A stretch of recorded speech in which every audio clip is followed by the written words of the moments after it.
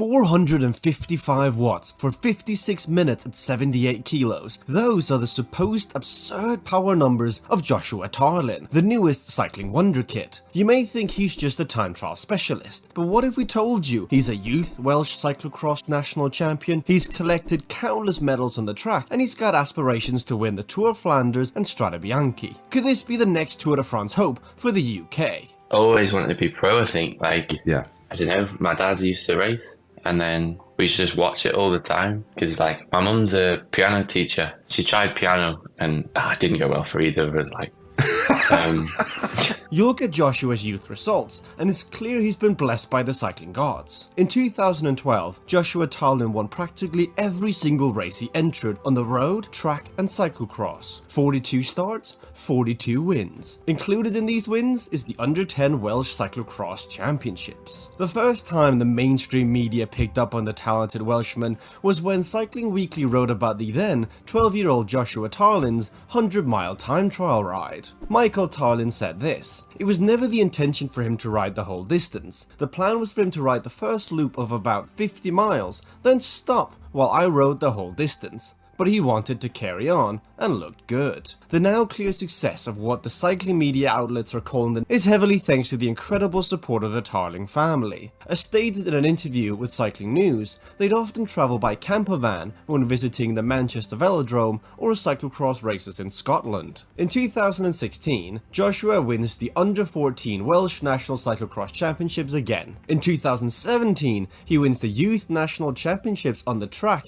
for scratch and individual pursuit, and on the road, he's winning stage races from breakaways, sprints and time trials. He's insanely talented, and all of this compiles into his largest achievement at the age of 15, when he breaks the national Under-16 10-mile time trial record in 18 minutes and 55 seconds. After breaking his collarbone in February, one of the goals he set himself whilst recovering was to beat the national 10-mile record for juvenile riders. The time he beat was set by Ryan Mullen, a 6-time national time trial champion. Joshua took 19 seconds off the previous record. Now, most people would be satisfied and go home the next day. However, Tarling is made of something different. The following day, he took to the start of the Welsh 100-mile time trial championships. Over a horrible wet and windy day, he finished 5th, not in the junior race, but in the senior race. Absolutely incredible at just 15 years of age. Joshua's aspirations are to one day become a classics champion. In particular, he's got his eyes on Flanders and Strade Bianche. He made his first steps towards making this a reality winning the Junior Cycle Classic,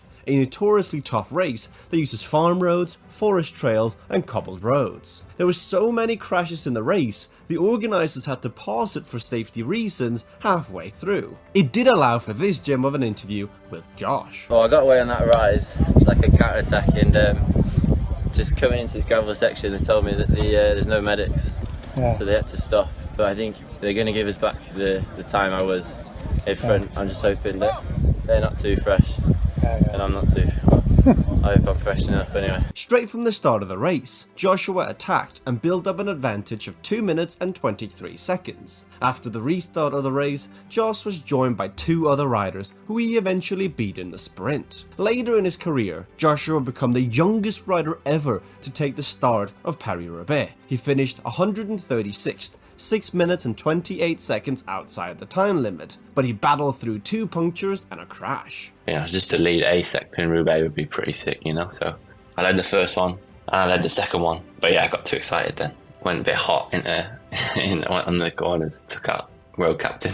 Which took out Luke, didn't you? Yeah, which wasn't ideal. What was funny though was in the recon, every year a Muppet crashes on this corner because genuinely he didn't use the word Muppet, but I'll use the word Muppet. And he said crashes on this corner because you come off the cobbles, everyone's excited, and you all got dusty tyres.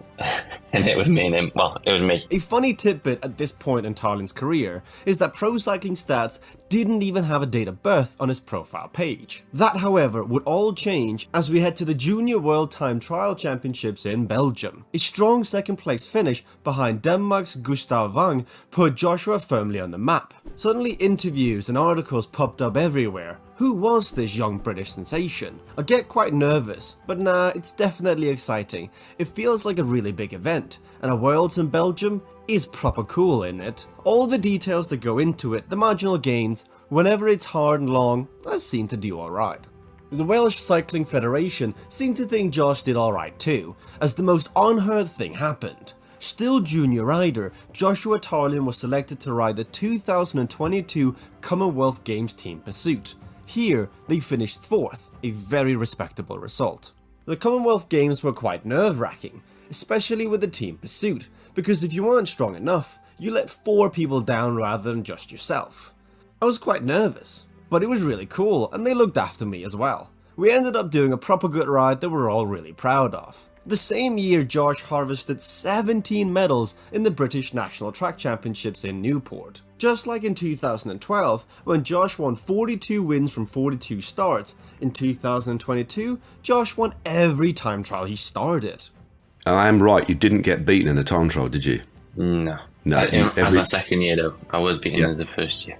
Well, fair enough. We'll forgive you that, Josh, mate. We'll forgive you that. But in the second year, you unbeaten in time trials. It's no surprise that Team Ineos were quick to snatch him up. A 3-year contract with one eye on the road and one eye on the Olympics in 2024. What better way to cap the year than winning the UCI Junior Time Trial World Championships in Australia? Although he wouldn't get a chance to rock the rainbow jersey for long, as the pros were calling. Ineos wanted Joshua to skip racing under 23s and go straight to the pros, which meant moving to Andorra at the age of 18.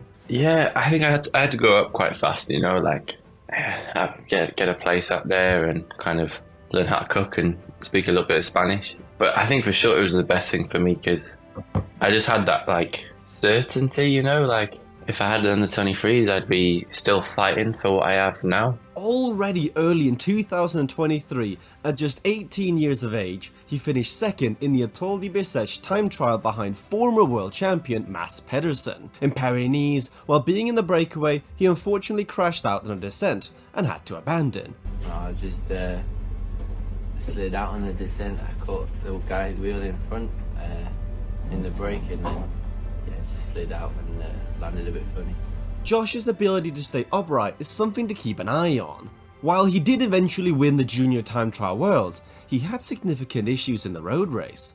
Now we get to the point where you've probably heard of Joshua Tarling, British National Time Trial Champion of 2023, a minute ahead of Fred Wright, Connor Swift and Charlie Tanfield. To be honest, I guess because I'm so young, I just took as many risks as I could. I think it averaged out at 454 watts for the whole thing. An incredible ride, one he'd replicate in the World Championships, finishing on the podium in 3rd behind Remco Evenepoel and Filippo Ganna. Here are some of the names that Tarling beat: Wout van Aert, Rohan Dennis, Geraint Thomas, Michael Bjerre and Stefan Kung. But also Josh, you know, he's, well, super talented, isn't he? But as we've said before, he's proper packing.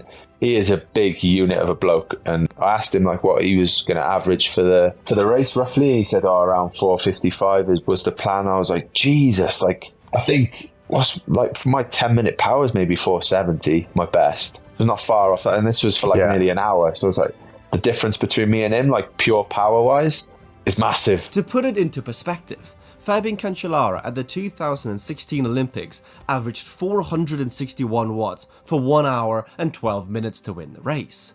Bradley Wiggins claims to have averaged 456 watts for 55 minutes during the 2011 Paris-Nice, averaging 6.6 watts per kilo. And on the Sierra Nevada stage of the Vuelta a España, Remco Evenepoel averaged 5.71 watts per kilos for close to 60 minutes after a full day of racing. When Joshua Tarling becomes a bit older, who's to say he doesn't follow in the footsteps of Geraint Thomas and Bradley Wiggins, slimming down, potentially winning a Tour de France. Most recently, Josh has become the joint youngest cyclist of all time to win a UCI stage, when he won the Renewy Tour Stage 2. The sky is the ceiling for Joshua Tarling. It feels like we're watching the next big hope in British cycling. His big inspirations are Bradley Wiggins, Mark Cavendish and Matej Mohoric, so answering what kind of racer he'll become is impossible.